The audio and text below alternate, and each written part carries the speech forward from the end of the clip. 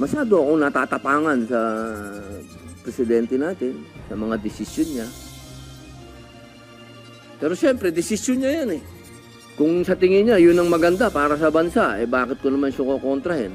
Ito ang pananaw ni Senator Robin Padilla sa mga hakbang ni Pangulong Ferdinand Marcos Jr. para tugunan ang tensyon sa West Philippine Sea.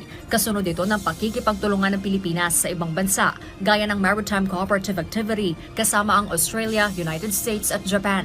Ganoon din ang Trilateral Leaders Summit ng Pilipinas, US at Japan, kung saan dumepensa ang China sa naging pahayag ni US President Joe Biden at sinabing hindi ito magpapatinag sa Mutual Defense Treaty.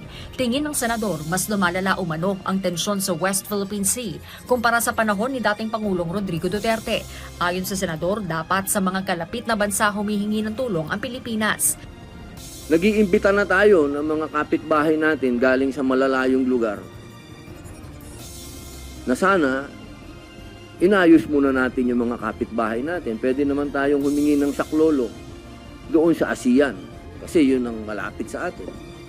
Pero ang desisyon ng ating Pangulo ay humingi siya ng tulong doon sa nasa Europa, nandoon sa Amerika, at yung Japan, desisyon niya yun. Siya ang arkitekto ng foreign policy natin, so okay. Pero kung ako ang tatanungin ninyo, sana hindi na umabot doon. Hinihimok ngayon ng senador ang Pangulo na ipaliwanag sa publiko ang ginagawa nitong hakbang kaugnay ng West Philippine Sea at posibleng epekto nito sa bansa. Hindi ito ang oras. Lalo na sa mga oras na to na magpakita pa tayo ng pagkontra sa presidente. Naku.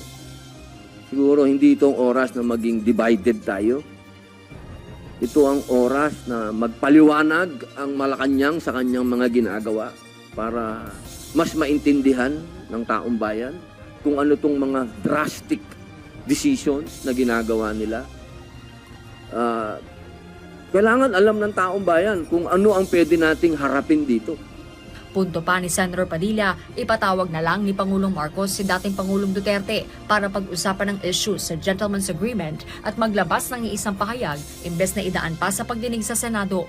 Siguro ako lang po, hindi lahat ng bagay naman kasi kailangan natin ipaalam pa sa taong bayan, lalo na itong national security na to.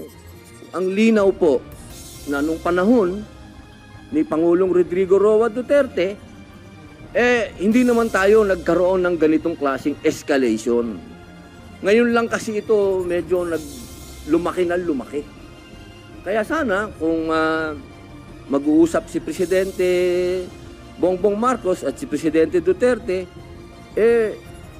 mag-usap na lang sila ng private. Hindi na kailangan idaan sa hearing at malaman pa ng China kung ano yung pinag-uusapan natin.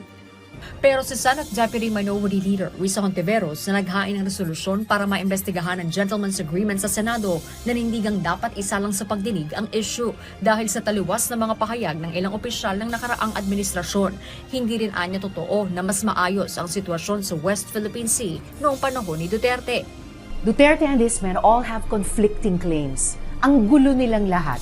Parang gobyerno niya nung siya ay pinuno. Tigilan na rin ni Duterte ang pagsasabi na mas maayos ang West Philippine Sea nung panahon niya. It was during his administration that China passed the disastrous fishing ban against Filipino fisherfolk. It was his presidency that made the Philippines look like a Chinese puppet in the eyes of the international community. Huwag na niyang ipagtanggol ang best friend niya. Sa pagbabalik sesyon ng Senado sa April 29, inaasahang malalaman kung anong komite ang didinig sa issue ng Gentleman's Agreement sa West Philippine Sea at kung sino-sino ang ipatatawag para magpaliwanag kaugnay ng kontrobersyal na kasunduan ni dating Pangulong Rodrigo Duterte at China.